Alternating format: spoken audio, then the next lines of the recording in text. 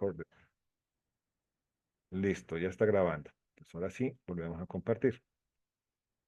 Em, listo. Nuevamente verifico. ¿Se ve la diapositiva? Sí. Sí, profe. Sí, profe. Bueno, perfecto. Bueno, entonces escucho la noticia y ya me habían hablado algo de neuromarketing, pero resulta que en el mundo del marketing suelen salir muchas modas de qué sirve o qué no sirve para estrategias de cómo comercializar los productos, bienes y servicios de las compañías. Siempre sale algo, funciona, lo implementan y se va, ¿no? O evoluciona y se transforma en otra cosa. Y entonces a mí ya me han mencionado en algunas ocasiones este título, ¿no? Neuromarketing, y estoy hablando hace unos buenos años atrás. Pues yo no le había prestado mucha atención hasta que vi la noticia y cuando veo que el gobierno norteamericano da un presupuesto, firma una enmienda y lo pone como un programa importante para su gobierno, entonces yo digo, aquí hay algo, ¿no? Y entonces me meto de lleno en este mundo, comienzo a indagar, comienzo a hacer una investigación profunda, a escuchar todos los expertos habidos y por haber, comprar todos los textos que había en el mercado o que se podían adquirir para poder datarme sobre de qué se trataba este mundo. Y sí, me di cuenta que ese algo que le faltaba de pronto a esa comercialización o que le sigue faltando porque todavía hay gente que todavía no lo usa, em, era importante y se hacía necesario. Yo dije, wow, claro, es que aquí está el ser humano, aquí están las respuestas de la comercialización de productos, bienes, insumos y todo lo que hacemos nosotros está aquí y se da es en la mente del consumidor. Y entonces, luego, pues hice ese estudio de maestría, ya convalidé una cantidad de conocimientos y dije, ahora sí, anteriormente, antes de tener la maestría, pues yo muy tímidamente en los cursos daba tips, ¿no? Y en las tutorías del centro de emprendimiento daba unos tips, pero no me atrevía a hacerlo tan de lleno porque, pues, no me consideraba experto. Luego de la titulación y luego de varias cosas que se hicieron, entonces ya me consideré un experto en ello. Y con el tiempo saco el libro amarillito que ven allí al lado de la fotografía, que se llama Neuroemprendimiento. Es un libro que tiene muchos de los temas que nosotros vamos a ver a lo largo del semestre. Y luego, en plena pandemia, pues me da el tiempo de estar obligado, encerrado en casa, pues a sentarme a crear o complementar aquello que me quedó faltando en el texto anterior. Y entonces yo dije, bueno, con estos dos, ya sí, un emprendedor puede comenzar a desarrollar. No es que sean los únicos libros que tengan que ver con el mundo del emprendimiento, son libros que están tocando temas de neurociencias enfocados hacia el emprendimiento, porque libros de emprendimiento, pues libros de pymes, hay proyectos para pymes, tengo uno aquí, hay cómo desarrollar tu negocio, tengo los de Canvas, o sea, libros para generar y construir empresa, hay muchos. Y pues cada quien elige cuál es la versión que más le agrada y con cuál se quisiera quedar. Yo lo que traté fue de alejarme de todos esos que son muy técnicos, muy de lo del siempre, del qué hacer, y plantear y complementar, y bueno, a estos textos o a estos profesores y expertos, pues le falta el algo, que es ese algo en donde entramos nosotros como especie y entra nuestro cerebro como gran herramienta para entender que allí es donde tenemos que tocar, toc, toc, toc, toc, para que la puerta se abra y se desarrolle todo. Entonces, los pueden ubicar a través de Google, ustedes me googlean y pues si quieren tener los textos, pues ahí los pueden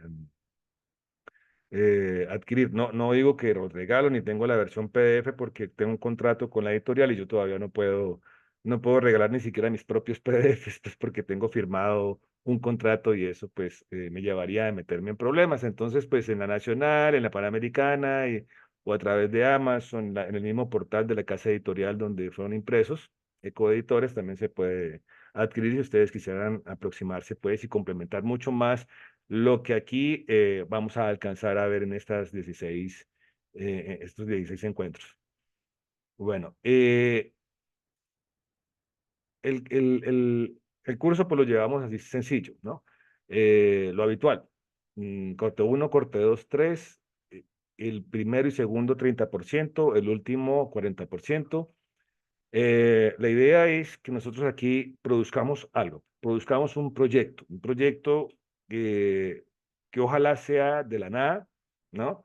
Y lo llevemos a buen término para poder decir, ya tengo una idea, ya tengo una propuesta de propuesta de valor o producto con la cual yo quisiera vincularme al centro de emprendimientos para desarrollar todo el plan de negocio o para vincularme al centro de emprendimiento y decir, quiero hacer mi proyecto de tesis, porque también se puede hacer proyecto de tesis, o todas las anteriores más lo quiero volver un proyecto de vida y con esto me quiero ganar el sustento y voy a sobrevivir porque resulta que descubrí durante el proceso algo y, y creo que va a funcionar, ¿no? Entonces, aquí durante todo este proceso vamos, todas estas clases vamos a ver paso a paso, dependiendo del momento, vamos a ir integrando y sumando cosas y sumando en la medida en que vamos viendo los temas.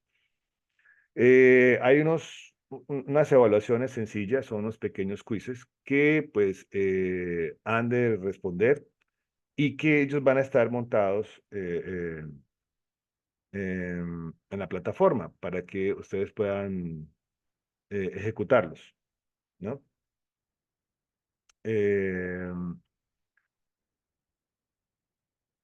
Van a ir viendo ustedes sus notas y todo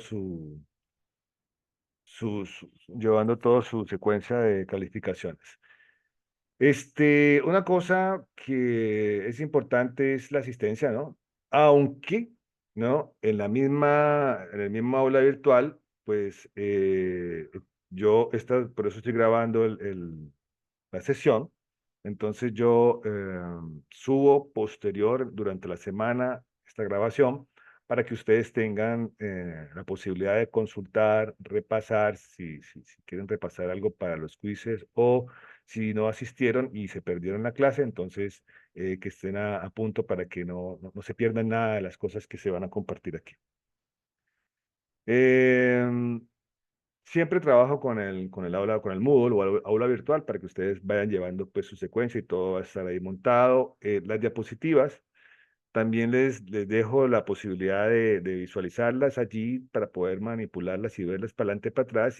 Yo siempre regalo el material anexo, que es un PDF de las mismas diapositivas para que lo puedan descargar y ustedes tengan el material, ¿no? Porque hay cosas que a uno como que sí, como que no. Lo que quieran apuntar extra que de pronto no está en las diapositivas, pues interesante que lo tengan, ¿no? O si no, pues prestan mucha atención en la clase y si quieren volver a recordar algo que se dijo, entonces ya es repetirse esta grabación y tomar nota. Ah, aquí fue donde el profe dijo esto que me pareció supremamente interesante y me gustó. Trin, ¿no? O alguna explicación sobre lo que tienen que hacer sobre el trabajo, entonces devuelven la grabación y ya tienen el material pues para que no se vayan a perder por ningún motivo. Bueno. Hoy, pues, quiero hacer una introducción. Entonces, como vemos que la mayoría somos de ¿cómo fue? Ciencias tecnológicas, ¿cómo se llama el programa? Ciencias de la computación e inteligencia Esos, artificial. ciencias de la computación, psicología, ¿y qué más? ¿Qué más había por ahí? Ingeniería electrónica, profe. Ingeniería electrónica. Entonces, pues, corresponde que comencemos a entender un poquito la temática de emprendimiento. Entonces, a lo largo de todas las clases, vamos a ir viendo neuroemprendimiento. Entonces, temas de neuro y temas de emprendimiento para que ustedes vayan haciendo ese link mental y vayan consolidando las ideas en su mente. Entonces, vamos a iniciar pues por el principio con la temática. ¿Qué es un emprendedor? Independientemente de que un emprendedor tiene una definición técnica, algo que me parece a mí lo clave que está ahí, y yo he sido emprendedor, me he metido en diferentes negocios, ¿no? He tenido negocios que tienen que ver con, una vez intenté algo que tiene que ver con la confección, ¿no? Entonces me metí con un cuento de confección de uniformes porque uno podía tener dotación para los colegios, etcétera. Eso funcionó un tiempo. Eh, tuve algo que tenía que ver con cueros, luego estuve metido en algo que tenía que ver con gastronomía, gastrobares, luego revista editorial, muy fuerte y mucho tiempo en el negocio de la publicidad marketing. Y ahora último, pues lo que yo considero emprendimiento es los libros. En este momento estoy, eh, eh, digamos que construyendo en el esqueleto de lo que tengo ya más o menos diseñado, dos, ¿no? Uno que tiene que ver con una cuestión holística, coach personal, y el otro muy directamente con temas de la gente que está metida en la disciplina de la publicidad, ¿no? Entonces, a los publicistas de estos dos textos que ya tienen ustedes ahí, que vieron en la imagen, de ahí estoy sacando y ampliando un poco más lo que no dije ahí en, en, en, en, en estrategias principales de publicidad, las voy a decir en este otro. Y ahí estoy, ¿no? Vamos a ver si este año logro terminarlo, porque el trabajo es un poco dispendioso. Entonces, eh, una persona emprendedora es la que identifica una oportunidad. Una oportunidad, ¿cómo puede ser? Una oportunidad puede ser muy sencilla. Es esa voz que yo siempre les digo, escúchenla. O la escuchan internamente ustedes o se la escuchan a alguien. Ese alguien es la mamá, es el papá, es un vecino, es un familiar, etcétera. Siempre yo he escuchado a alguien lamentarse por algo y decir, ojalá se inventaran algo para esa frase, ¿no? Ojalá que hubieran hecho tal cosa o inventara. Esa frase, dicha por cualquiera, es aquella que a mí me da hoy día la luz por la cual uno puede comenzar a ver el túnel y decir, hombre, por allí hay una oportunidad, porque si alguien tuvo un sentir, es posible que ese mismo sentir, si es una cuestión muy del diario vivir nuestro, es muy posible que personas que tengan las mismas características, eso se llaman variables psicográficas, ¿no? Que tengan la misma variables psicográficas de mi familia o de mi entorno, se repitan en otros entornos. Entonces puede que el sentimiento sea similar, parecido en otros entornos, y entonces existe la posibilidad de que si vamos sumando entornos con entornos, entonces nos va dando aquello que denominaremos más adelante y veremos en otra clase, denominado el mercado. El mercado somos nosotros los consumidores. Entonces uno detecta una oportunidad y dice, esto puede gustarle a alguien, pero siempre un sentir.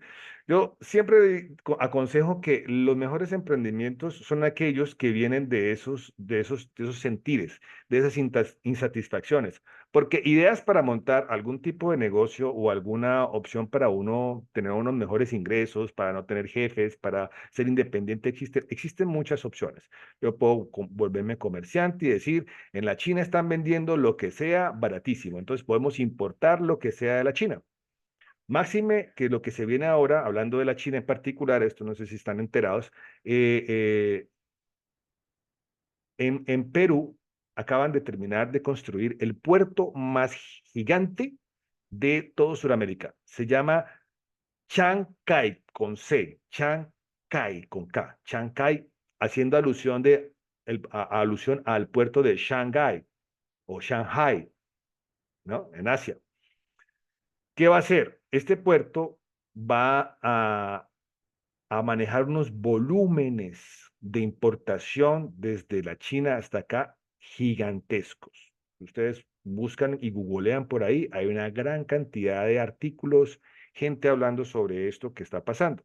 Entonces, es posible que ya no tengan que dar toda la vuelta, pasar por Panamá y llegar hasta los puertos de acá, o ir hasta Madagascar, dar la vuelta y llegar acá. No, llegan directamente, en línea directa casi, desde la China hasta acá, se ahorran como entre 20 y 40 días de viaje.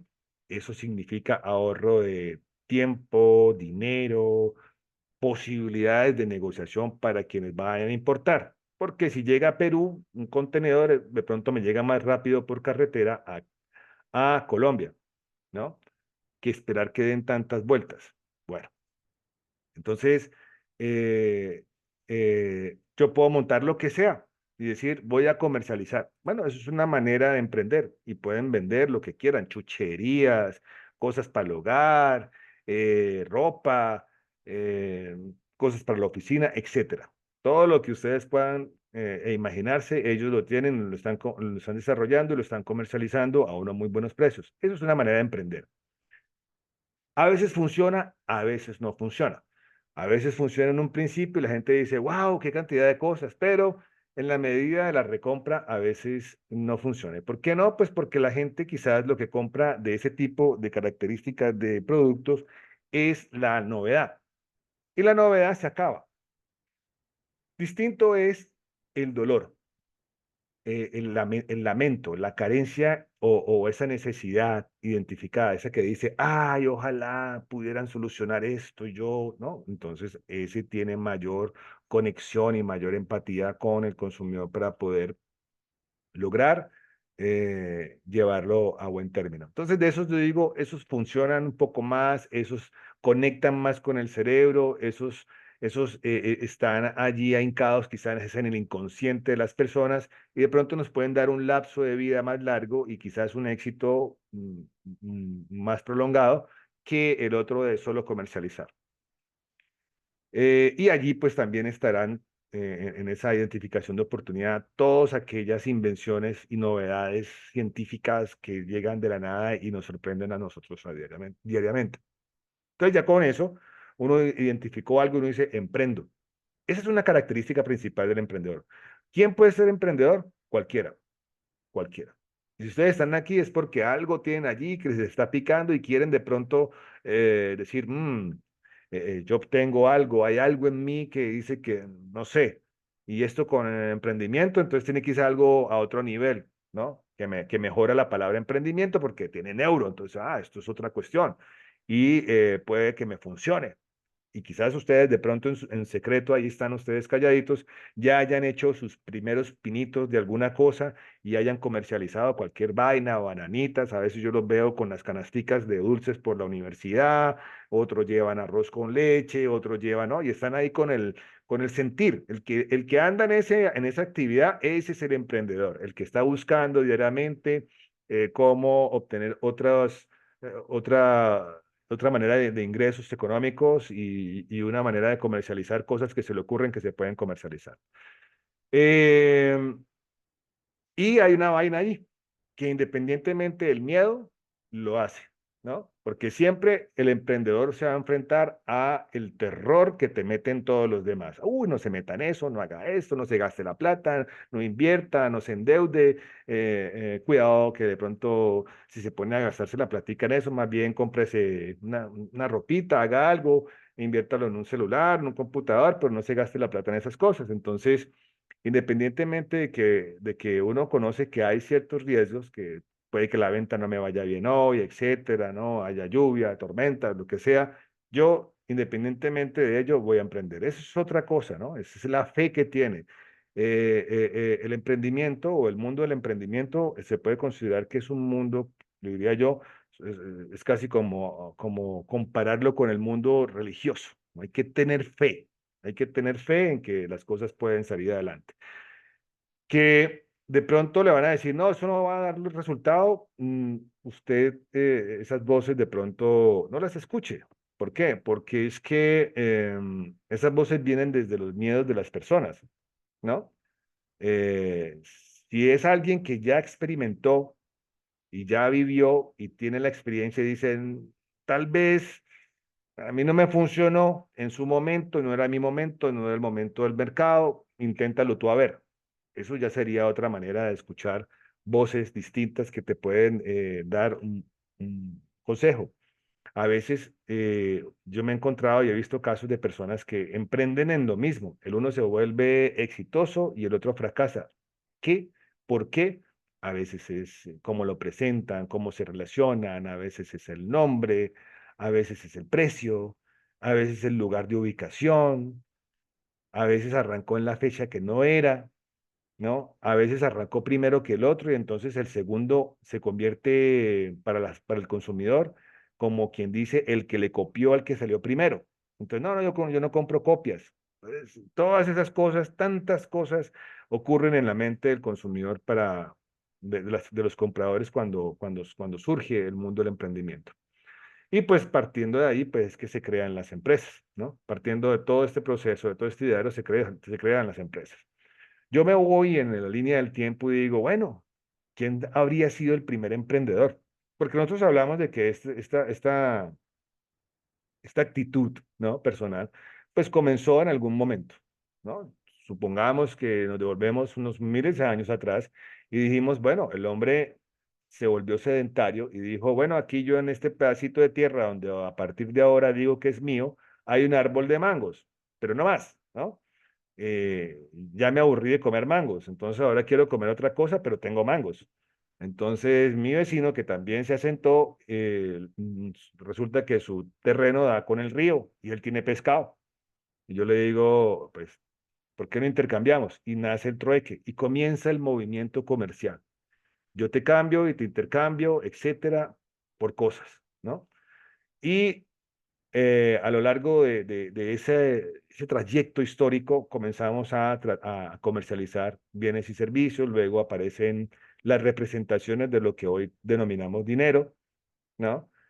Fueron conchas, fueron piedras, luego fueron metales, luego los romanos acuñan las primeras monedas con las cuales los denarios, que de ahí viene la palabra dinero, entonces con lo que hoy día nosotros nos relacionamos, pero que hoy día volvemos otra vez a lo que cuando se hacía el intercambio de bienes y servicios a nivel de trueque, más o menos existía el imaginario, ¿no?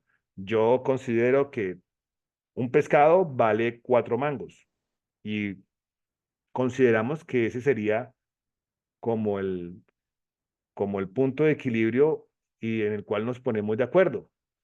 Hoy día aceptamos que un billete, un pedazo de papel verdoso, eh, tiene un valor de 100.000 pesos, pero en esencia es un pedazo de papel, ¿no? Si lo tenemos físico, porque si no, siempre vamos a estar transaccionando electrónicamente en el presente. Entonces yo te compro, yo pago, yo te pago con mi tarjeta de mi dispositivo móvil, o te paso un Nequi, o te paso un Plata, o te consigno, o te transfiero, y tan, pum, pam, pim, pam. Y los bancos, después del COVID, se agilizaron muchísimo en tratar de que la transaccionabilidad a través de todas las plataformas fuese mucho más fácil. Entonces, a veces en el mes, yo a veces ni veo la plata física. Raro a veces cuando voy al cajero y saco plata física, es que tengo el papel que representa esa idea que tenemos nosotros de lo que es dinero. Bueno, eso somos nosotros, ahí nos imaginamos cosas. En esa imaginación, hace unos cuantos años atrás, apareció este personaje que dejó el primer vestigio comercial. Y podría decir yo, este personaje es el primer emprendedor oficial. Pudo habido otros, pero no dejaron registro o no se han encontrado. Entonces, allá en Sumeria, en la ciudad de Uruk, pues, Sumeria queda por allá por donde está Irán, Irak, ¿no? Hace unos cuantos años atrás, hace 3.400, entre 3.400 a 3.000 antes de Cristo, entonces 3.400 más 2024, entonces imagínense, sumen, ¿no? Las aproximaciones promedio de 5.000 años. Se encontró esa tablilla que ustedes ven allí en la fotografía. En el lado lateral le ponen ya en dibujo cómo se verían la representación de las cosas que son. Entonces ahí se encuentra como una especie de, no se sabe si es una cuenta de cobro, no se sabe si es una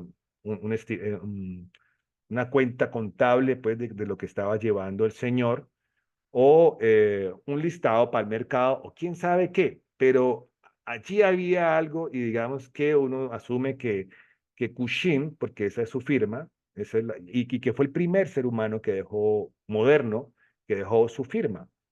Entonces Kushin firma y dice que tenía esa cantidad de cosas, ¿no? No sé cuántos medida cebada, los litros, etcétera, tararí, tararán, y lo firma. Entonces, a partir de ahí ya hay un algo, ¿no? Entonces uno dice, de pronto, lleguémonos al mundo más emprendedor y digamos, él es un emprendedor que estaba vendiendo estos productos. La primera factura, ¿no?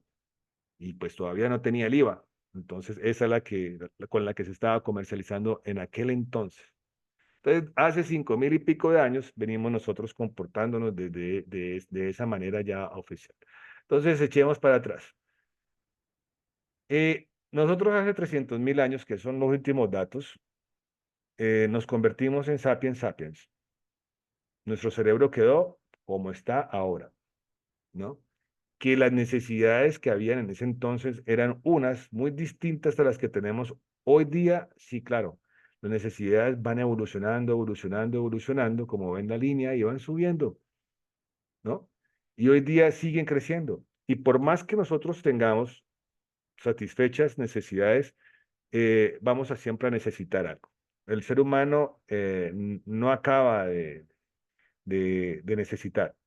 En la medida en que voy cubriendo unas, aparecerán otras. Y no precisamente porque existan unas personas malvadas queriendo manipularles el cerebro y decir que vengan y consuman. No, es porque, por ejemplo, surgió un dispositivo móvil y alguien dijo, ¿cómo cómo lo protegemos? Entonces inventaban el forrito. Y otro alguien dijo, yo podría proteger la pantalla para que no se quiebre. E inventaron las películas con las que uno le compra acá para que se proteja el vidrio, ¿no? Y eso no lo vende el fabricante. El fabricante lo vende como lo concibió, sin esos artilugios. Y entonces otros por ahí, emprendedores, dijeron, ay, hombre, se me cae ahí en el escritorio y yo no se me puede sostener.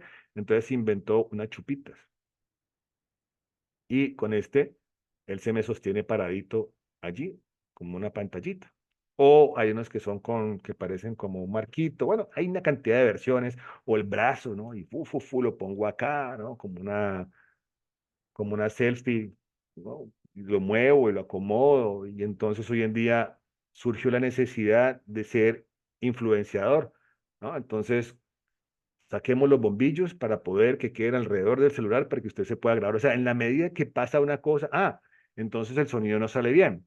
Entonces saquemos los micrófonos que se ponen aquí, que son peluditos, para que el sonido quede perfecto y puedan seguir haciendo su ejercicio de creación de contenido, ¿no? Entonces ya inicialmente fueron influenciadores, luego se convirtieron en Instagramers, luego se convirtieron en YouTubers, luego se fusionaron a los, etcétera, y hoy en día ya tiene un rubro y un título más organizado y se llaman creadores de contenido.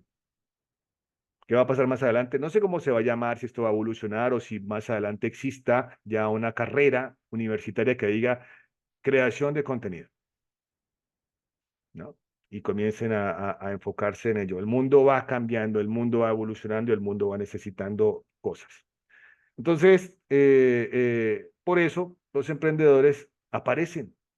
Y hay quienes tienen el sentimiento, ¿no? Ese sentimiento que lo hace característico para que pueda surgir con cualquier cosa. Ustedes ven siempre en la sala, perdón, en el patio de las mariposas, cuando se hacen el, el día de emprendimiento y salen todos a ofertar productos, ¿no?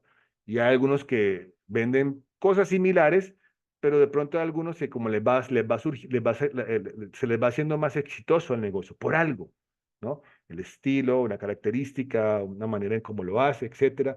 Pero ahí está, ¿no?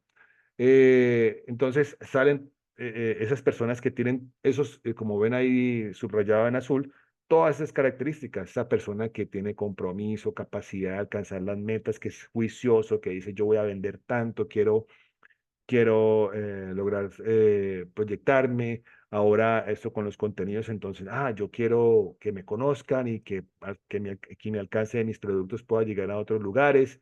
Em, que estaba siempre observando cómo solucionarle los problemas a las personas, los problemas que se pueden presentar sencillos o muy complicados.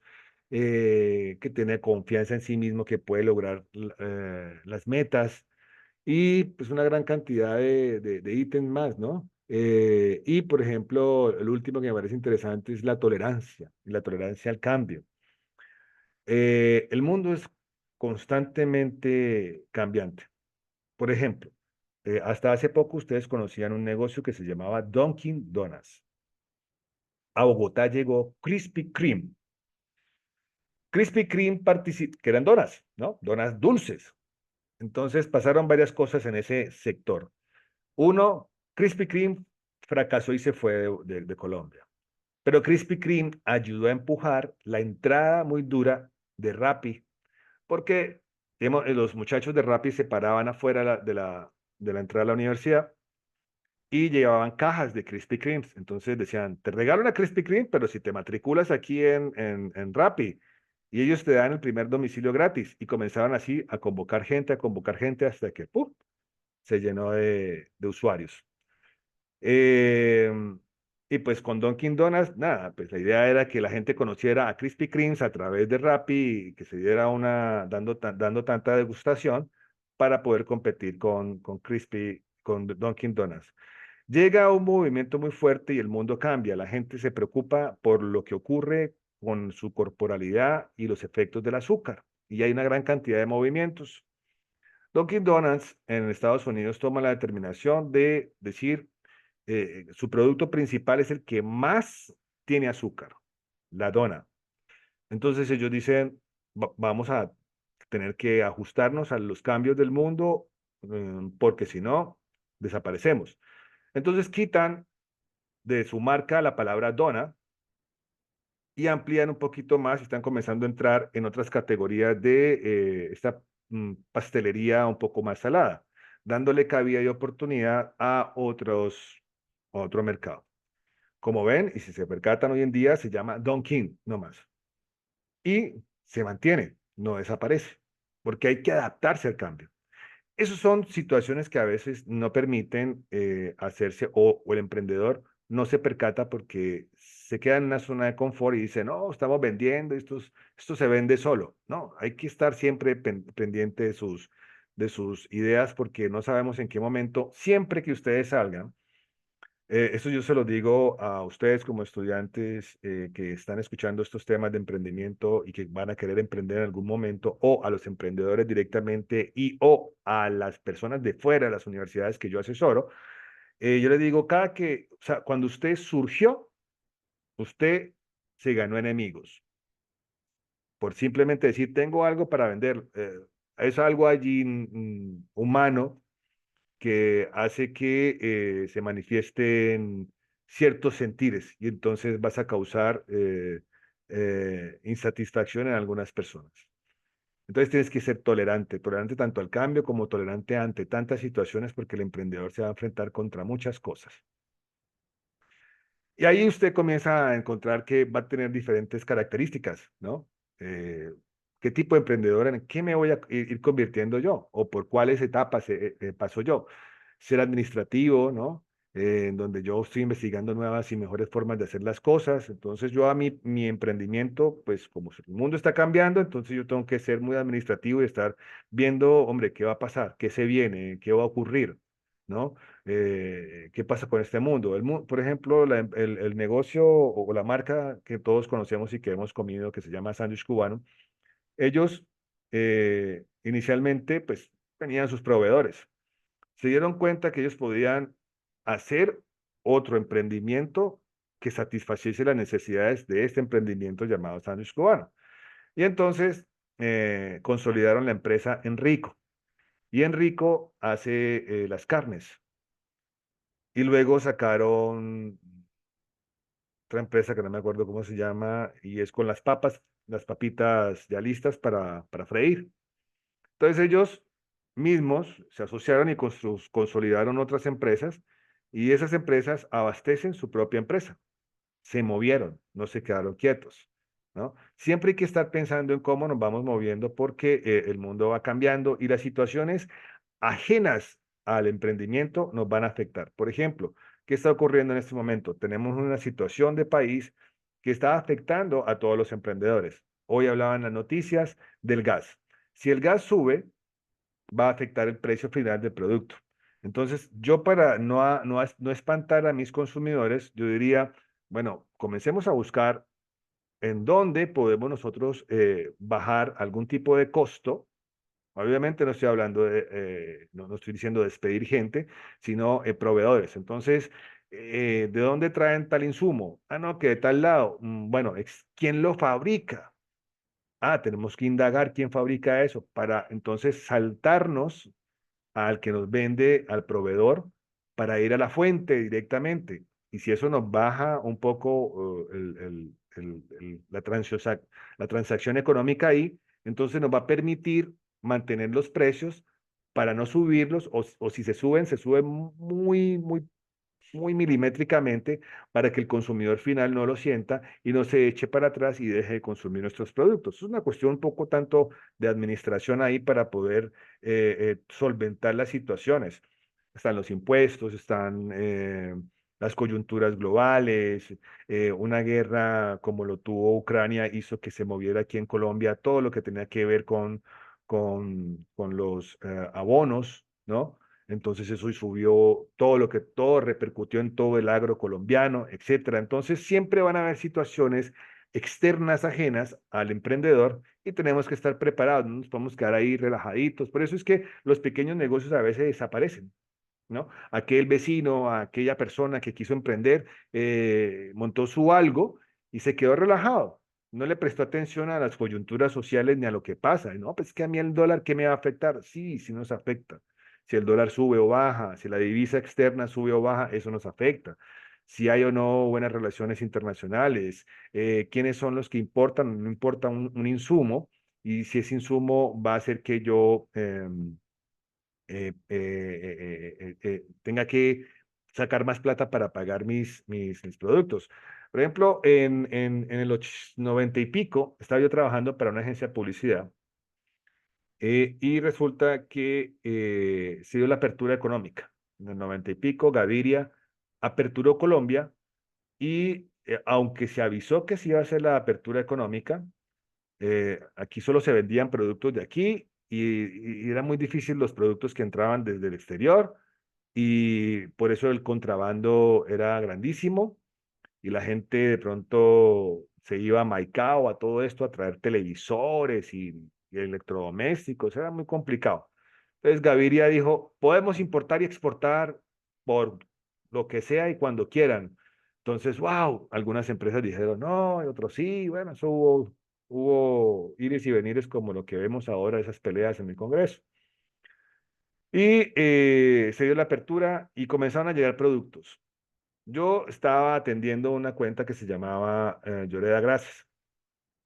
Manejábamos producto La Buena, manejábamos producto óleo soya y manejábamos aceite gourmet. Todavía existen, pero cuando se inventaron, aquí estas manos y la creatividad mía junto con otros compañeros, fuimos los que concibimos esos primeros pinitos de esos productos que ustedes hoy día consumen. Entonces, llegan aceites de otras marcas fuera del país más barato que estos que se producían aquí en el país. Y todo era porque hay un insumo que se tiene que importar. Entonces lo hacía más costoso. Entonces la gente comenzó a comprar bueno, bonito, barato. Es lo que ocurrió ahora que llegó el modelo de los supermercados, de uno. Claro, la gente de uno. Entonces, ahí se decidió, pasaron muchas cosas. Muchas empresas quebraron, muchas cerraron. Y esta empresa se juntó con otras dos y consolidaron el grupo Team. Y el grupo Team eh, dijeron, pues nos unimos como un grupo para hacer una sola importación, no para que tú importe cada quien, sino entre todos importamos estos insumos una sola vez y ahora sí abaratamos los costos, ¿no? Eso es lo que hacen los emprendedores permanentemente, estar viendo cómo administro mi negocio de pe a pa. También puedo tener características de ser un emprendedor oportunista porque pues estoy mirando constantemente qué hay para hacer, qué oportunidades existen, qué novedades puedo yo sacar, qué podría gustar al cliente, qué es lo que le llama la atención a las personas. Tengo que estar atento hoy día de todo el movimiento de las categorías en medios sociales. Tengo que tener una persona, si no lo hago yo, una persona dedicada todo el día a estar escarbando e informándose sobre eso, haciendo lo que nosotros denominamos inteligencia o investigación de mercados para saber si nosotros podemos ahí jugar o no, o no meternos en la pelea. Eh, Otros simplemente son personas que tienen dinero y dicen, vamos o tengo su, perdón, tiene su producto y lo vamos a, a mejorar. Y voy adquiriendo cosas y voy comprando cosas para poder mejorar lo que se está gestando. Entonces, por ejemplo, bueno, hay grandes compañías que adquieren una u otra, digamos, eh, este, un banco, Colombia compró un banco pequeño que se llamaba Conavi, cogió todos sus clientes y los trajo para acá y los está atendiendo desde esa época y pues mejoró un poco y creció como banco, ¿no? Y ya pudo competir con bancos extranjeros. Eh, Hay otro tipo de emprendedor que es el que está buscando permanentemente ideas, ¿no? Está encerrado o hay un departamento en una organización en donde hay unos creativos, ¿no? Estos incubadores están buscando constantemente oportunidades, están tratando de pensar y consolidar nuevas ideas para poder crear nuevos proyectos o ir mejorando día a día los productos que se están ofreciendo. Las categorías de todo el mundo de la parte electrónica están allí. Porque cada año me entregan un nuevo dispositivo móvil, cada año me entregan una nueva versión de un televisor, una mejor nevera, una mejor lavadora, y etcétera, etcétera, cantidad de inventos e innovaciones electrónicas que cada año son mejores.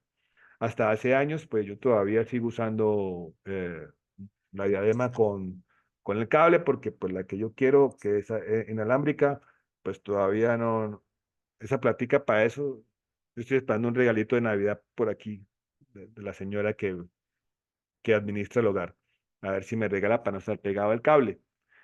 Pero digamos que ustedes ya pasaron de tener los auriculares que siempre se les enredaba el cable a tener casi todos tienen los AirPods, ¿no? Y eso fue todo un proceso de invento, innovación, desarrollo de producto, etcétera, ensayo, error, para que llegaran con esa innovación que para ustedes es casi que parte del paisaje, ¿no? Ustedes compran su dispositivo móvil y ya tiene que venir con sus AirPods ahí, listo. O si yo quiero comprar unos mejores, pues tengo todas las opciones y todas las invenciones allí. Y por último, pues podemos convertirnos en unos emprendedores imitadores. Eh, Veo cosas que existen en el mercado. Por ejemplo, hablando de la marca Rappi. Rappi no se inventó nada, pero Rappi se volvió exitoso. Rappi no se inventó el servicio a domicilio, eso ya existía. Rappi no se inventó los aplicativos porque para el entonces aplicativos existían. Eh, Rappi no se inventó entrega en 35 minutos o gratis. Eso ya lo tenía otra marca, una marca de pizzas. Pero ¿qué hizo Rappi?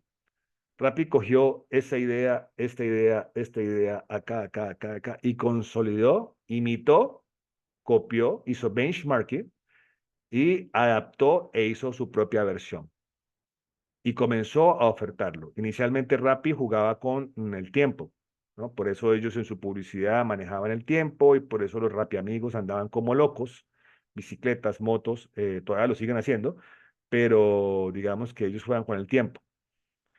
Y lo que los benefició enormemente fue el encierro, ¿no? El COVID hizo que Rappi se consolidara como una compañía fuerte, hizo que domicilios.com casi que desapareciera, que este Uber Eats casi que también saliera del panorama del país, etcétera. Y ahí van. Hoy en día, por ejemplo, en Estados Unidos, Uber y otras compañías están ensayando y haciendo las primeras pilotos y pruebas de su entrega domiciliaria a través de drones, ¿no? Pero bueno, eso se está ensayando, ¿no? Hay cuestiones del espacio aéreo, hoy en día se está hablando de terrorismo, se están hablando de conspiraciones, una gran cantidad de cosas, pero digamos que se estuvieron innovando, entonces es innovar, estar viendo la oportunidad, o sea, tener todas esas características como emprendedor para poder desarrollar alguno de estos 5 tipos de creatividad que ustedes ven ahí listados o coger dos ideas y que no están conexas y conectarlas, que eso fue lo que hizo Rappi, hacer, mezclar ideas que ya se tenían, idear desde una propia iniciativa o la copia directamente de una idea de otros, crear alrededor de ellos y contar historias maravillosas y partir de la nada para emprender. Entonces, ¿qué características tengo yo? Yo puedo tener una mezcla, ¿no? De alguna de estas elementos que aparecen estudiados por Scholl Harmer, que es uno de los que habla sobre el emprendedor, de los autores. Entonces, bueno, ahí está, yo puedo tener eso. Eh, y va a solventar ese algo que me mueve a mí. ¿Qué es lo que me mueve a mí? La razón por qué yo me vuelvo emprendedor, ¿no? Entonces, una de las tantas razones es, yo veo una oportunidad. Independientemente de mi profesión, de mi disciplina, yo veo una oportunidad y, hombre, esto yo lo podría hacer, ¿no? A veces, y yo lo he escuchado también muchas veces, a mí esa idea ya se me había ocurrido y miren, esto la inventaron, la pusieron en marcha y se volvieron ricos. Yo no. ¿Por qué? Porque como lo vuelvo, lo recuerdo, yo digo que es muy posible que un sentir, ¿no? Que un sentir de una necesidad se pueda proyectar en mí o a 2 kilómetros, otra persona como yo sintió algo similar y entonces el señor lo que dijo es, eh, el vecino allá se la pilló y sí lanzó el invento. Mi vecino que vio mis necesidades no lo lanzó, pero entonces se va a quedar con esa insatisfacción. Es oportunidad, o sea, si yo veo la oportunidad de hacerlo y considero que puedo satisfacer una necesidad, pues me lanzo, ¿no? Con todos los miedos, con todas las preocupaciones, sí, con todas las voces tóxicas y enemigos alrededor, sí, pero si yo quiero hacerlo, ¿no?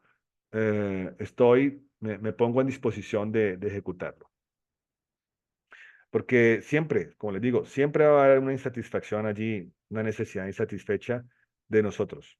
Porque ya cubrí una, entonces ya tengo la mente dispuesta para ver la otra necesidad la siguiente. Y voy haciendo la lista. Hay otros que emprenden por necesidad. En el COVID, muchas personas emprendieron por necesidad, se cerraron las empresas, la gente estaba teletrabajando, algunos perdieron sus empleos, entonces tuvieron que buscar alternativas distintas para poder emprender. Y muchos buenos emprendimientos surgieron en época de pandemia y otros se fortalecieron en época de pandemia, ¿no? Haciendo que hoy día ya, cuando que estamos eh, por fuera, pues se estén funcionando y un poquito blindados a esas inestabilidades y aplicando todo lo que en pandemia se utilizó. Que en pandemia lo que creció gigantemente fue todo el movimiento aquí, digital, todo esto. Esto todavía sigue existiendo y fortalecido, por ejemplo, esta clase. Antes, no sé, una clase no se podía pensar que se podía dar de esa manera. Reuniones, audiencias con esto de los fiscales, los abogados y todas estas situaciones, todo se hace también así de manera virtual porque ya lo permite. Ya la distancia ya no es excusa. ¿No? Ya yo puedo tener una reunión empresarial a través de una videoconferencia con cualquier cantidad de personas en cualquier parte de la ciudad y del mundo. No es excusa hoy en día. Y uno puede generar negocios, emprendimientos, buenos relacionamientos, etcétera. Pero digamos que básicamente la necesidad siempre es una. Hay personas que por necesidad de ver que necesitan comer, comienzan a inventar cositas y les comienza a funcionar, ¿no? Poco a poco y van creciendo en ello y luego eh, hoy en día se conocen como buenos emprendimientos que surgieron a base de necesidades. Eh, También, según ya, pues, aparte de la razón propia del emprendedor, está el tipo de empresa que quieren desarrollar. Hay gente que está muy enfocada en que su emprendimiento ayude al mundo, a salvar al mundo o a no impactarlo de manera contundente o a ayudar a las personas de alguna manera, ¿no? Otros quieren es tener una organización que les ayude a digamos que a satisfacer las necesidades propias de autorrealización, en donde quieren destacarse en alguna área en especial y quieren ser reconocidos por ser los emprendedores en esa área en específico, puede ser cualquiera. Y la otra manera de desarrollar empresa es que algunos, ¿no? Algunas personas, pues llevan cierto tiempo al interior de las organizaciones y descubren que ellos podrían hacer eso mismo, ¿no? Yo en alguna ocasión atendí tres amigos que montaron un laboratorio, pues, estaba en la categoría de laboratorios farmacéuticos. Ellos trabajaban para un laboratorio, no recuerdo cuál laboratorio en ese momento, y quisieron lanzar un producto que era como un complemento vitamínico, algo así como un Ensure, ¿no? En ese momento no existía Ensure, entonces, algo así como un Ensure que complementase la alimentación de las personas dependiendo de si es Ensure para muy adultos de 60 o Ensure normal para la gente mayor o Pediasure como lo vemos hoy en día, ¿no? Entonces ellos sacaron las categorías, tenían todo el estudio, tenían todo su producto. ¿Y ellos cómo lo hicieron? Pues observando que al interior de la organización donde estaban, pues hacían eso. Entonces ellos dijeron, nosotros lo podemos hacer por fuera. Como ellos, muchas empresas surgieron y han surgido aquí en el país. Muchos ex empleados de empresas de diferentes categorías se independizaron y dijeron, yo puedo hacer lo que hace la organización y hacerlo de pronto mejor o con ciertas variaciones. Eh,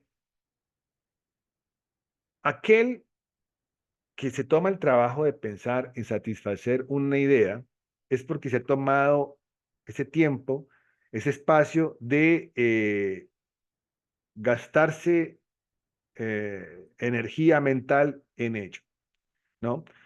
A eso nosotros le denominamos el espíritu emprendedor o entrepreneurship, ¿no?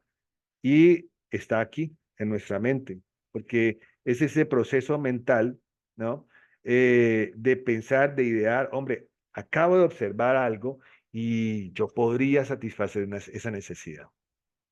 Y entonces comienza a surgir ese proceso al cual nosotros le denominamos el pensamiento creativo.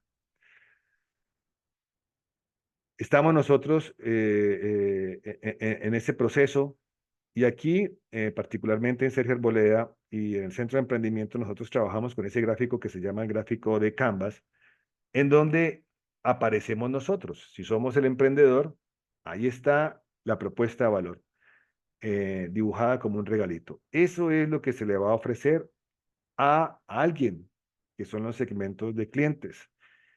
Pero para que eso llegue hasta allá, pues alrededor ustedes ven que hay una gran cantidad de elementos que van a ser partícipes de ese proceso para poder que sea elaborado. Pues yo necesitaré insumos, si es algo que se manufactura y se transforma, si es algo que yo cultivo y que me lo da la tierra, pues yo debo empacarlo, debo hacerle un proceso, debo entregarlo bien, no simplemente es arrancarlo del árbol y se lo vendo, no, ¿ya? Eso lo hace el que vende los mangos en ese carrito ahí maltrecho. Va por la cuadra, se lleva unos cuantos mangos y lo parte y le echa sal y mango biche, ¿no? Entonces, digamos que nosotros acá vamos a hacer una gestión un poco más elaborada. Ya entrando ahora en la mente. Bueno, ya vimos un poco lo que es el mundo emprendedor. Ahora miremos el complemento, el neuroemprendimiento. Entonces, ¿qué pasa? Pasa lo siguiente. Nuestro cerebro es un supercomputador. Los datos, yo cada vez más adelante con las clases les iré soltando datos y datos y datos y datos. Esa masa rosácea que ustedes ven allí eh, está conformada por alrededor de entre 85.000 millones a 100.000 millones de neuronas, ¿no? ¿Por qué entre y entre? Científicos dan el dato de que son 85.000 millones. Otros dicen, no, hemos encontrado que son 100.000 millones. Bueno, para no pelear, yo siempre me quedo entre lo que dicen todos. Pues, dicen esto, pues entre esto y esto están la gran cantidad de neuronas que tiene nuestro cerebro para funcionar y para que nosotros estemos aquí funcionando. Todo lo que guarda y archiva este supercomputador, así como a manera de como, espérate un segundo. Hola, profe, qué pena, tranquila, tranquilo, Brian, ahí te veo. Todo eso que guarda nuestro supercomputador son datos. Dato es cualquier estímulo, cualquier cosa que estimule mi corporalidad. Mi corporalidad tiene esos 5 radares por los cuales entiendo y me relaciono con el mundo. El más grande, obvio, es el tacto, ¿no? Toda nuestra dermis, toda nuestra piel que cubre la musculatura, ¿no? Ella está interconectada con unos nervios a todo el centro del sistema nervioso y va a enviar información sobre temperatura, información sobre algún tipo de sensación agradable o desagradable que toque nuestra corporalidad, ¿no? Eh, Información dolorosa si me golpeo, porque pues finalmente este es el que nos protege a nosotros. Si se me pego contra un mueble, pues lo primero que golpea es la piel y esa es la primera que manda información. Bueno, va recogiendo una gran cantidad de datos. Nuestros ojos cuando nosotros abrimos nuestros ojos en la mañana, comenzamos a recoger datos, datos. Hay datos que ya se vuelven repetitivos y entonces lo que simplemente le hace el cerebro es como un checklist y dice, ah, ok, esto no es nuevo, tranquilo, no hay problema. Pero cuando se encuentra con alguna cosa nueva, el cerebro inmediatamente va a ponerse en stand-by y va a decir, hombre, analicemos, aquí ocurrió algo, que esta información nueva, esto algo que nos encontramos visualmente de frente, pues no lo conocía. Y vamos a ver si nos sirve para nuestra propia supervivencia o no. Esa masa rosácea funciona a veces como nuestras mascotas. Siempre está en un estado de alerta que se llama estado de lucha o huida. Siempre está en un estado de qué me sirve y qué no me sirve para sobrevivir, ¿no? Es inconsciente lo que ocurre ahí. Y hablando de inconsciente, entonces quiere decir que nosotros nos movemos en un mundo consciente e inconsciente. Ese mundo inconsciente es 5% consciente y 95% inconsciente. Muchas veces las cosas que nosotros hacemos en el día son de carácter inconsciente, ¿no? A veces uno termina yendo pues a una tienda o algo y dice, ¿por qué te compraste eso? Ay, no sé, me antojé. ¿Por qué me antojé? ¿No? Tu inconsciente fue el que compró, no tú. Porque si estuviese al revés la cifra, entonces uno no compraría cosas que uno tiene ahí almacenadas, que no sirven para un carajo, pero que estuvieron antojados y usted las quería en su momento. Bueno, con lo mismo pasa con el resto de los sentidos, gusto, el olfato y el oído, ¿no? Ellos recogerán una gran cantidad de información, datos que van a estimular las ondas que llegan vibrando a nuestro o que llegan a nuestro oído, hacen que vibren al interior todo ese sistema, la campana, el martillo, etcétera, y transformen esa onda en un concepto en nuestra mente, al cual le decimos sonido. Lo mismo, la iluminación de las cosas, sin luz los seres humanos no vemos. Entonces necesitamos alguna fuente de luz, sea muy mínima, que genere algunos fotones que reboten sobre los cuerpos y que digan, ahí están las formas. Entonces, por eso usted de noche, si está muy oscuro y tiene el blackout abajo y usted tiene su cuarto sellado como un cuarto oscuro, usted se va a tropezar contra todo si le da por levantarse en la noche. Entonces ahí tiene que prender o tocar la pantalla del dispositivo móvil como para que medio se prenda el inicio del dispositivo cuando te muestra la hora, o entrar totalmente a la pantalla y que él genere algún tipo de iluminación para que usted vea el entorno, porque esos fotones van a rebotar sobre los cuerpos y te van a decir, ahí está. No se parece algo así como Daredevil, ¿no? Que tiene que necesitar que los cuerpos, que la onda rebote para poder darle la forma al mundo y poder entenderlo. Bueno, poco a poco vamos a ir viendo. Pues los estímulos no solamente son todas esas cosas físicas que están allá, que están formando parte del mundo químico, mecánico, etcétera, y que forman y o hacen algún tipo de función para nosotros, sino que si hablamos directamente sobre de un producto como tal, los estímulos también son cosas que tienen esas cosas, ¿no? Entonces, en el caso de una propuesta de valor o un producto, nuestro cerebro se estimula con información que este tipo, que los productos traen consigo, ¿no? El para qué sirven, qué necesidad satisface, cómo está compuesto. Hoy en día, pues los sellos estos de que tiene o no tiene sodio, exceso, mucha azúcar, mucha sal, etcétera. Quién lo fabricó, mm, cómo se emplea, etcétera, etcétera, etcétera. Información por la cual yo me tomo una idea de, de si el producto es bueno o no para mí, ¿no?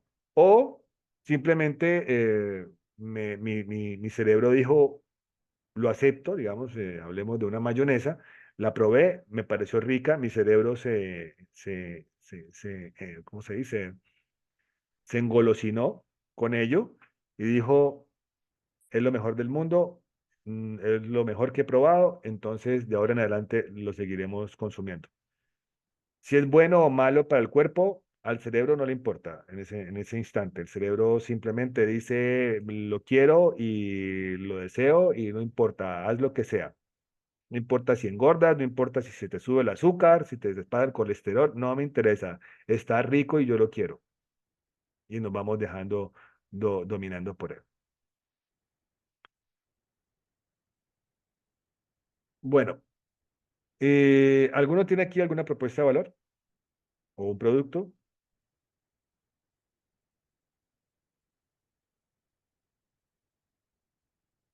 que esté trabajando? ¿No? Bueno, entonces este no, esta diapositiva no nos funciona acá.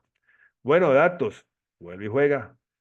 Entonces, como ya lo mencioné, 95% inconsciente, 5% consciente. Además, comenzamos a tener más datos. Nuestro cerebro procesa entre 60.000 y 70.000 pensamientos al día. O sea, al día usted piensa 60 a 70.000 veces algo. Pero el porcentaje de que ese algo se repita es un 94%. Entonces, esto es buenísimo, porque si yo construyo, manufacturo, fabrico algo interesante que engolosina al cerebro, que lo enamora, entonces es muy posible que el cerebro esté pensando en ello constantemente, ¿no? Y lo repita varias veces. Y cuando se haga la prueba va a decir, quiero esto, quiero esto, quiero eso. Por eso hay productos que se consumen sin pensarlo mucho. O sea, ya se lo prueban a la primera y ya quedamos enamorados de él, ¿no? ¿Qué más ocurre? Bueno, nuestro cerebro tiene unas particularidades. Pesa promedio 1.3 kilogramos. Algunos dicen que pesa ya 2, ¿no? 2 kilogramos. Y se roba el 20% de nuestra energía. Quizás aquí no lo tengo, sino más adelante en otras diapositivas. Se roba el 20% de nuestra energía, solo estando despiertos, ni siquiera pensando, porque el proceso de pensar maneja un consumo de energía extra. Cuando ustedes se sienten cansados, que están estudiando, por ejemplo, ahora esta clase de pronto los deja muy cansados con todos estos datos, es posible que se acuesten ya agotados y digan, oh, la clase no es aburridora o tiene muchos datos y esa cantidad de datos son interesantes, entonces estoy haciendo un esfuerzo bastante por guardar toda esta información, entonces, uy, me pareció interesantísima y uno queda cansado. Uno a veces llega agotado del trabajo o del estudio o de una clase porque tu cerebro hizo un esfuerzo mayor, ¿no? En este, pues, desde acá se controla todo lo funcional de nuestro cuerpo, allí se asienta eso que nosotros denominamos la mente, la conciencia, el pensamiento, la inteligencia, la memoria. Allí tiene su casa el mundo de las emociones y el mundo de los sentimientos, ¿no? Y pues controlados pues también y filtrados por todo lo que viene por parte de nuestros radares que son los sentidos. Em, Eso lo estudia la neurociencia. O sea, el cerebro lo estudia y el sistema nervioso lo estudia la neurociencia como tal. Está encargada de hacer muchos esfuerzos en desglosar la anatomía y la funcionalidad de todo nuestro sistema nervioso, al cual está unado eh, todo el mundo, todos los nervios que están irrigados por nuestro cuerpo y se conectan directamente con el centro de almacenaje e interpretación de esa información, que es el cerebro, ¿ya? Entonces, allí, aparte de que está la mente también asentada, allí comienza a manifestarse la cognición, ¿no? Y la cognición se manifiesta o se comienza a gestar gracias a los datos recogidos del exterior. Yo quizás, por eso hay personas que les cuesta trabajo dar una respuesta con base en algunas preguntas que le hacen, es porque no conocen, no saben. Entonces, si uno no sabe, uno dice, pues yo qué puedo, qué proceso cognitivo puedo yo desarrollar si ignoro absolutamente el tema, ¿no? Entonces, para poder que haya una buena cognición, debemos darle datos a este disco duro para que de ahí él pueda comenzar a tomar unas decisiones de cómo moverse en el mundo. Y ese moverse en el mundo es el cómo nos conducimos, la conducta, cómo nos conducimos en el mundo, ¿no?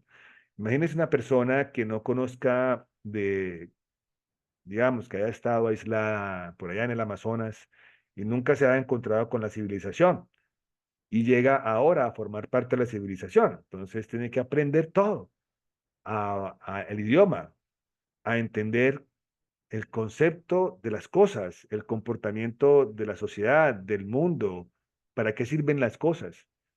Eh, y comenzar a hacer esos constructos en su mente para poder, ahora sí, funcionar en la sociedad. Si no, le tocaría devolverse otra vez a ese aislamiento y funcionar con los constructos y la conducta y la cognición con la que funcionaba allá en ese aislamiento selvático, alejado de esto que nosotros hemos construido como mundo social. Desde cuando aparecieron esas tablillas, ¿no? Que les mostré, donde Cushing comenzó a manifestar, digamos que los sumerios fueron los primeros, por eso Cushing, como parte integrante de la cultura sumeria, ese primer emprendedor, dejó un escrito. Los sumerios, pues, son la cultura más antigua de la cual se tiene vestigio de escritura. Entonces, allí comenzaron a describir cosas que ocurrían. Una cosa que se encontró fue algo que se llamaba la planta de la adormidera, ¿no? Que es algo que era como un estimulante que hacía que las personas, pues, eh, cambiasen su conducta. Entonces, digamos que de esa época, hace 4000 años antes de Cristo, ya comenzaban a experimentar con cuestiones psicotrópicas, ¿no? A la gente le gusta darse en la cabeza. Pero bueno, ahí estaban ellos experimentando y decían que es algo así como lo que a nosotros acá nuestros indígenas llaman el yagé, y que dicen que cuando están en estado de yagé, amplían la conciencia, tienen mejor entendimiento, y bueno, eso mismo hacían los sumerios en aquella época. Luego, años más tarde, se encuentran vestigios, como ven ahí en la foto, de los egipcios haciendo trepanaciones, entonces ya haciendo intervenciones quirúrgicas sobre los cerebros, quizás por algún tipo de situación. Me imagino que habrán comenzado con ensayo-error, tal cual como se hace aquí con los médicos en el presente. Aquí en el anfiteatro, los médicos comienzan a hacer sus ensayos con cadáveres. Habrán hecho lo mismo en esa época, hasta llegar al punto en donde con este tipo de cirugías pueden quitar coágulos y mejorar de pronto el funcionamiento de una persona que haya sufrido un accidente en ese entonces, en aquella época. Para ello dejan ahí unos vestigios y dejan unos escritos en papiros. Más adelante saltamos ya al mundo de los griegos, de donde aparece Hipócrates, Platón, Aristóteles, y ellos comienzan a hablar a preguntarse sobre en dónde se da como esto de la conciencia y el pensamiento y la mente. Entonces ellos partían de una discusión del mundo de los egipcios, que los egipcios decían que era en el corazón donde se daban los sentimientos, la razón, la conciencia, etcétera. A eso le llamaban cardiocentrismo. Y luego ellos dijeron, no, no es tan así, es en la mente, porque es aquí en el cerebro donde ocurren las cosas y donde se hacen los procesos mentales. Entonces ellos plantearon ese mundo cerebrocentrista, ¿no? Dándose, pero pues miren, pasando de siglos y siglos para poder hablar sobre ello. Entonces, otro de aquella época es Maceón. Él decía que nosotros en el cerebro controla la sensación, el movimiento y la cognición, y ahí pasaba todo. Y es apoyado más adelante por lo que decían los escritos de Hipócrates, que Hipócrates fue este señor pues que dejó ese legado, que hacen los médicos su juramento, el juramento de Hipócrates y que no sé qué, no sé cuántos. Entonces, como médico y como analista pues de todo este experimentar de lo que ocurría en los seres humanos en aquella época, pues él encontró eh, y dice que el cerebro es la fuente del placer y dolor, del pensamiento, la percepción, la locura, el temor de las personas. Entonces ya se centran directamente en que es en el cerebro en donde está ocurriendo todo. Saltamos años más adelante y llegamos antesito de que llegara Cristo, estaba Galeno, de ahí sale la palabra galeno, ¿no? Refiriéndose a los médicos. Él comienza a teorizar sobre que el cerebro está dividido en cuatro partes, etcétera, y a tratar de indagar en ello. Luego hay un silencio grandísimo de más de 1000 años de investigación, ¿no?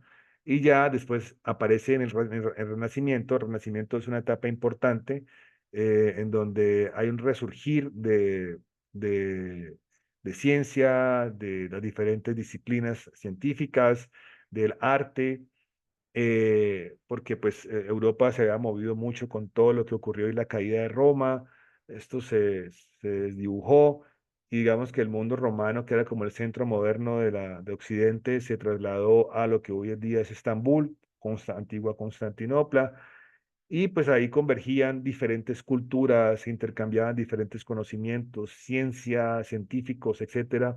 Y luego eso vuelve y migra nuevamente a Europa, propiamente primero a Italia, y se irriga por el resto de Europa, y es donde surge el Renacimiento, aparecen estos grandes pintores, escultores, arquitectos, etcétera, y van dejando un gran legado, ¿no?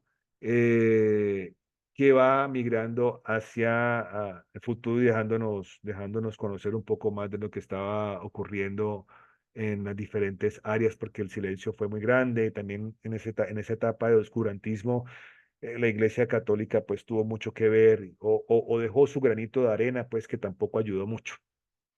Años más tarde llegará Descartes, ¿no?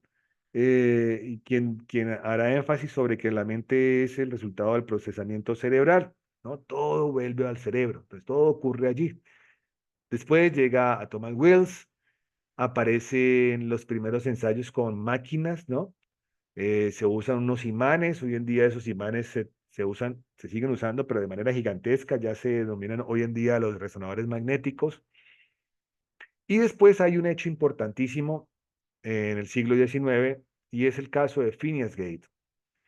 Phineas Gage, que en la siguiente diapositiva ampliaremos un poco más, es un personaje que con él ocurre algo. Bueno, voy a ampliarlo más adelante, pero cierro aquí con Santiago Ramón y Cajal, iniciando siglo XX. que fue el que descubrió que había un movimiento entre las neuronas en 1906. Él se ganó un premio Nobel por ello, junto con otros médicos se ganan ese reconocimiento porque descubren que en las neuronas hay un movimiento y hay una transmisión o una corriente de electricidad en la cual aparentemente con ello es que funciona nuestro cerebro. Bueno, descubrimientos, descubrimientos y lo que pasa desde 1906 hasta lo que está ocurriendo hoy día. ¿Qué pasó con Phineas? Phineas era un personaje, era casi que un beato, un santo, ¿no? Era un señor pues que era un buenazo, de esos súper buenazos, el mejor vecino, el mejor esposo, etcétera. Él vivió entre 1823 y 1860. En esta época se estaban construyendo los ferrocarriles en Estados Unidos. Las líneas de ferrocarril fue lo que finalmente desarrolla la industrialización en los Estados Unidos. Sin ferrocarril, Estados Unidos que conocemos hoy no sería. Eh, y pues este señor trabajaba en las líneas férreas manejando explosivos pues para ir avanzando, avanzando, avanzando. En medio de todo su cotidianidad, un día le ocurre un accidente y en una de sus explosiones resulta que esta varilla que él tiene en la mano le atraviesa el cráneo de abajo hacia arriba, como ustedes están viendo la imagen, eh, entra como por el cachete y sale por la parte superior, como por el córtex prefrontal. Y pues en el camino, como ven acá en la gráfica donde está como verdecito, azulito, ¿no? Colores que se ve de lado y se ve encima, afecta, afecta la región cortes prefrontal izquierda. Y entonces, listo, en ese momento pues no pasó nada, los médicos lo atendieron, le salvan la vida, pierde pues ese su ojo y le cerran la cabeza y queda pues con esa cicatriz y ta, ta, ta, ta. Pero cuando él vuelve al trabajo, comienzan a darse cuenta, antes de venir al trabajo y cuando vuelve al trabajo, que su conducta y su comportamiento y su manera de ser han cambiado absolutamente y su personalidad. Ya no era el Phineas Gay, el buenazo que era antes. Era un tipo malhumorado, grosero, olvidadizo, incapaz de tomar decisiones, le costaba hacer razonamientos. O sea, mejor dicho, era otra persona totalmente diferente. Los médicos le hicieron revisiones y llegaban a la conclusión de que había perdido algo. Y los neurólogos del momento se dieron cuenta entonces e identificaron que en ciertas partes de nuestro cerebro se almacenan ciertas cosas. Aunque él no perdió movilidad, motricidad ni nada, lo que perdió fue mucho del razonamiento. Entonces se llegó a la conclusión de que en la parte frontal nuestra acá, eh, a lo que le llamamos cortes prefrontal, izquierdo y derecho, es donde se ejecutan ciertas funciones del cerebro que hacen que nosotros nos conduzcamos bien, ¿no? Por eso a él le cambia la personalidad. Y luego se hacen, pues vendrán más experimentos y se van dando cuenta que el cerebro tiene repartido una gran cantidad de funciones y por eso se hace importante entenderlo poco a poco. Santiago Ramón y Cajal, pues como les estaba mencionando, él encontró el movimiento sináptico, en donde esto es una neurona, ¿no? Y esta es una de las 85.000 millones o 100.000 millones que se encarga de transmitir información.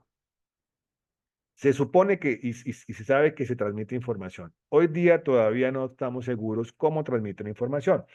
Tenemos que esperar a que ese proyecto llamado The Brain, que yo les comenté, que Barack Obama firmó como con enmienda, eh, termine de consolidarse y que el gobierno norteamericano pues permita conocer qué se descubrió.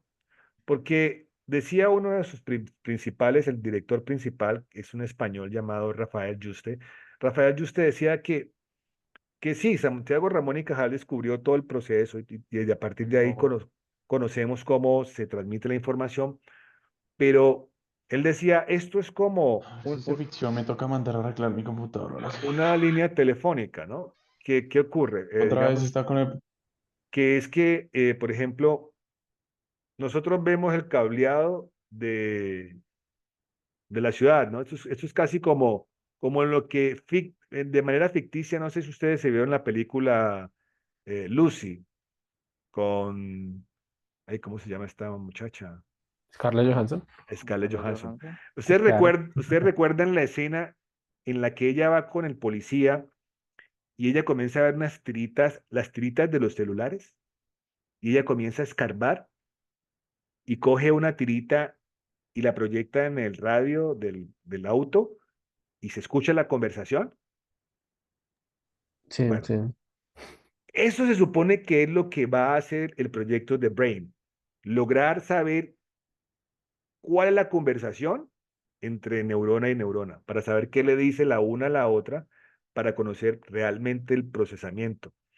Cómo es que nosotros almacenamos la información en nuestro cerebro, porque asumimos que nosotros guardamos información, pero es que tenemos el ejemplo del computador. Ah, yo cojo un archivo y lo guardo. No, es que no es así. No solamente es el archivo. Usted no guarda archivos en su mente, usted guarda momentos.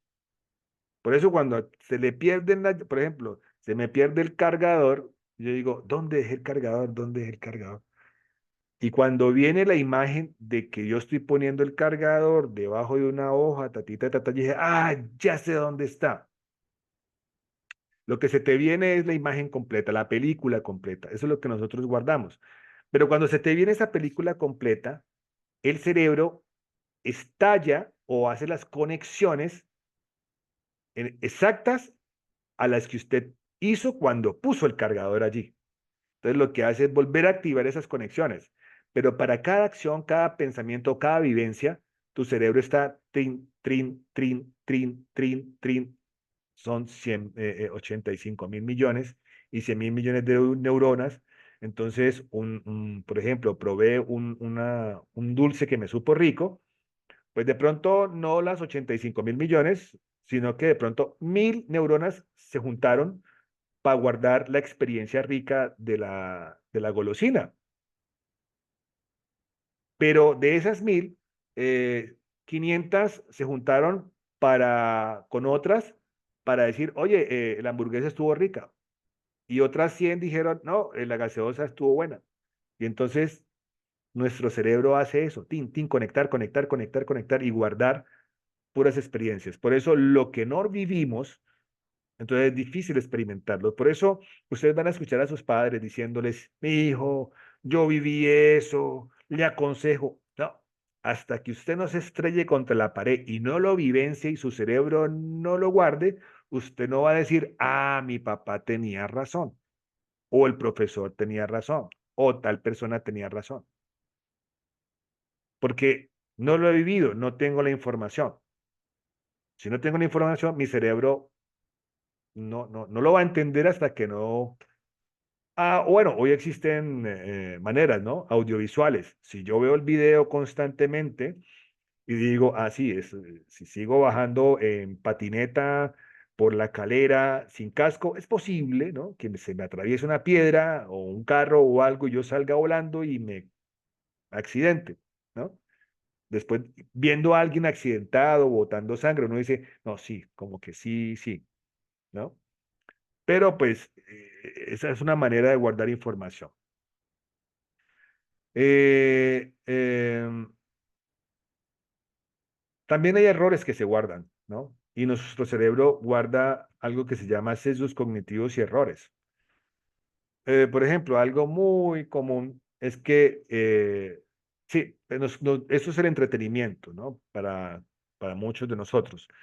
El entretenimiento nos encanta ver acción y fantasía, y la fantasía y los cuentos son importantes para nuestra vida para poder nosotros imaginarnos y utilizar la imaginación. Pero digamos, hay unas cuestiones que se salen de un poquito de contexto. Y es de pronto lo que he visto por ahí en un par de casos, que la gente cree que como en las películas pasa, va a pasar en la vida. La gente se enfrenta y entonces como los espías y les pegan un balazo aquí, les pegan otro balazo acá y, oh, me amarro un pañuelito y sigo. No, por Dios, eso no es así. Vaya, y machúquese un dedo. péguese con el dedito chiquito contra la punta de la cama y usted queda lisiado. Es más, usted se puede fracturar el dedo chiquito y a usted le enyesan casi todo el pie. Uno dice, pero pues no es como las películas. Yo me fracturé esta falangita y el yeso era hasta acá. Toda la mano quedó incapacitada. Eso no es como las películas. Entonces a veces la gente dice, ah, yo soy como... No, no, no. Que la mente construye ideas. Eso también es interesante. Nuestro cerebro está en capacidad de eso. Bueno, aquí ven una sinapsis que es donde se transmiten cosas. El pensamiento funciona así. Transmiten a través de la hendidura sináptica, se transmiten sustancias denominadas neurotransmisores. Entonces, cuando usted se enfrenta a una experiencia, usted va a generar una cantidad de neurotransmisores, además hay potasio alrededor, líquidos, zinc, electricidad, oxígeno, glucosa, pero no está el pensamiento, ¿no? Entonces, lo que se activa allí son una cantidad de neurotransmisores, por ejemplo, cuando me he comido en este instante una hamburguesa deliciosa, acabo de morder, y yo digo, wow, esto es lo mejor, Corral, por ejemplo, para los que les gusta el Corral, entonces mordí una Corral y delicioso, pero a mi cerebro no le llega, a mi estómago llega el pedazo de carne, pero a mi cerebro le llega la información. Pero la información es una gran cantidad de dopamina, ¿no? Con un poquito de, o tal vez de serotonina acompañada en exceso, haciendo las conexiones, ¿no? Llega un buen olor a mi nariz, entonces también manda la información, otras neuronas se juntan que tienen que ver con el olor. Llega el tamaño, que lo mido yo con mis manos, y mi tacto manda otra información y se juntan otras neuronas y manda otra cantidad de dopamina, serotonina o otros neurotransmisores con respecto al tamaño. Dice, ah, que este es el tamaño. Y esta es la información que guarda nuestro cerebro. Pero cuando recordamos, pero uno dice, pero si uno se acuerda de la película completa, de la escena. Digamos que uno se acuerda o uno recuerda o trae a colación la mayoría de la escena, porque hay fracciones que quedan por allí que se pierden. Pero digamos que cuando usted vuelve a recordar esa vivencia, su cerebro está otra vez volviendo a conectarse y sus neuronas en ese espacio sináptico que ustedes ven allí en esas hendiduras, vuelve a botar la misma cantidad de neurotransmisores. Entonces, no sé si se vieron Matrix 1. ¿Se vieron Matrix 1? ¿Sí? Sí, ¿No? señor. Sí. Bueno, ¿recuerdan una escena donde está ese bigotico que los traiciona a ellos, ¿no? Y que está sentado con el agente Smith y que está comiéndose un pedazo de carne y dice, corta el pedazo de carne y dice, yo sé que esto es una información para mi cerebro, que solo son datos, pero me lo voy a comer con gusto y ¿no? Eso es tal cual. No son datos, son neurotransmisores. Es dopamina, serotonina, oxitocina, acetilcicina y otra cantidad de cinas, una lista larga de neurotransmisores que se manifiestan en nuestro cerebro y activan el estímulo interno y hacen que se reviva en la mente lo que ya se vivió. ¿Ya? Por eso es importante. Que es que me preguntaban en un quiz y no tenía la información de la pregunta que me preguntó el profe. Pero es que si no leíste, si ni siquiera te tomaste el trabajo de leer, entonces la información no queda en el cerebro. Por eso el cerebro tiene que experimentar la lectura y es mejor cuando usted la lee y subraya con un resaltador. ¡Ñin! Porque el color genera un efecto de neuronas. Claro, la parte visual hace un impacto. El resaltador tiene una función importantísima. Y vuelvo y lo leo cuando cuando lo leo y me pareció importante, lo resalto. No sé si ustedes se han dado cuenta de cuando están otra vez resaltando, están volviendo a leer, lo están repasando.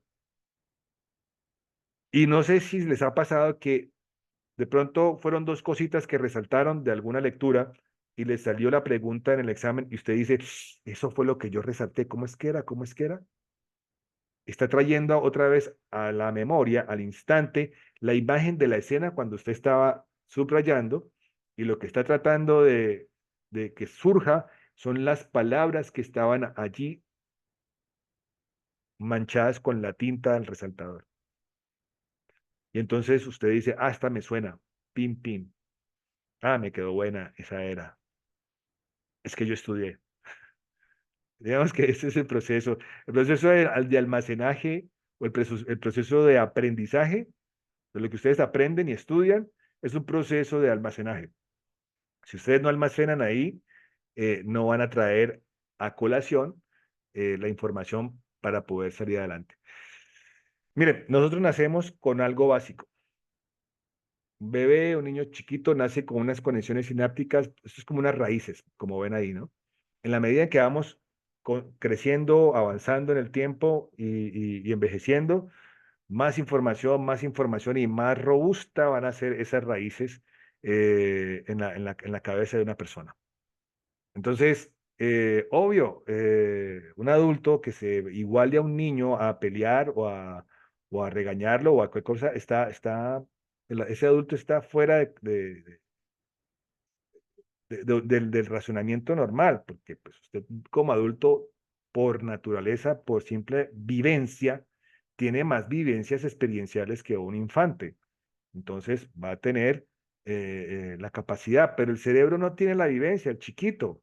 Entonces no haga esto que se golpea, no haga esto que se golpea. ¿Y por qué? Porque se golpea. Otros contestan, ¿por qué? Porque yo soy su papá. Eh, a veces el niño tiene que aprender a punta de golpe. ¡Pum! Se golpeó, lloró. Yo le dije que se iba a golpear. Entonces, ese es, esa es la manera en la que el cerebro va a guardar una sinapsis o una intrincada red de neuronas diciendo esto no se vuelve a hacer porque la vivencia no fue agradable. Nosotros guardamos en la mente, o perdón, guardamos en nuestro cerebro estas conexiones sinápticas de las experiencias vividas eh, positivas y negativas para poder identificar las negativas y no repetirlas o eh, de ahí partir para poder tomar mejores decisiones.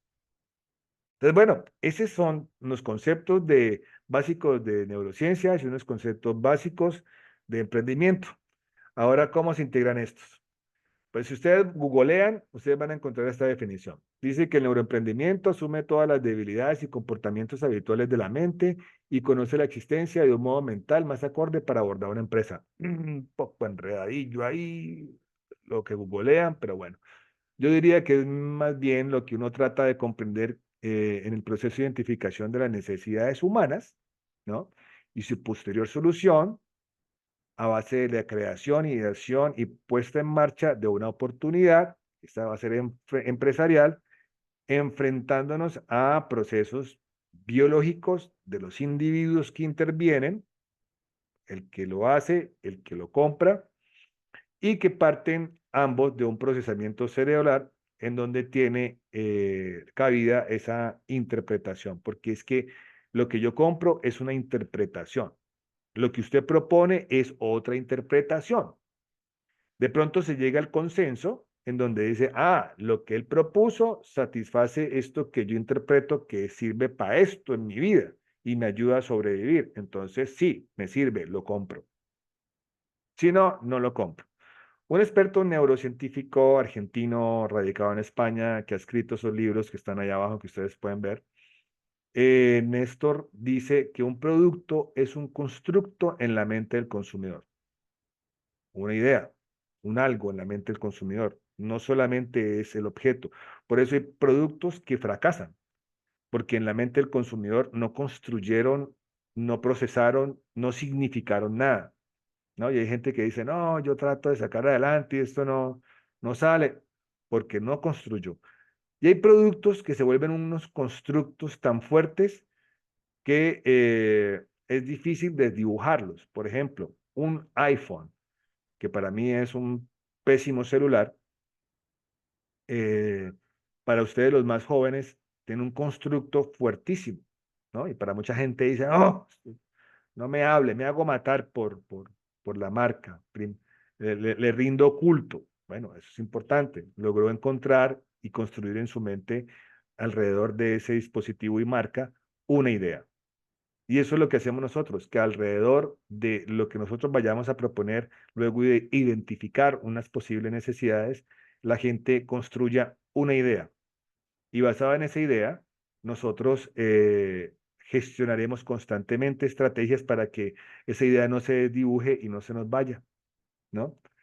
Entonces, esas ideas harán que nosotros comencemos a pensar, ¿no? Y vuelvo y traigo a Apple acá como ejemplo, que las acciones que se ven acá en el neuroemprendimiento, debemos comenzar a pensar de una manera diferente, no solamente en las cosas de la manufacturación y cómo se hace, contabilidad, administración, insumos, tengo el negocio, cámara de comercio, DIAN, pam, pam, pim, pam, y ya tengo el negocio. No.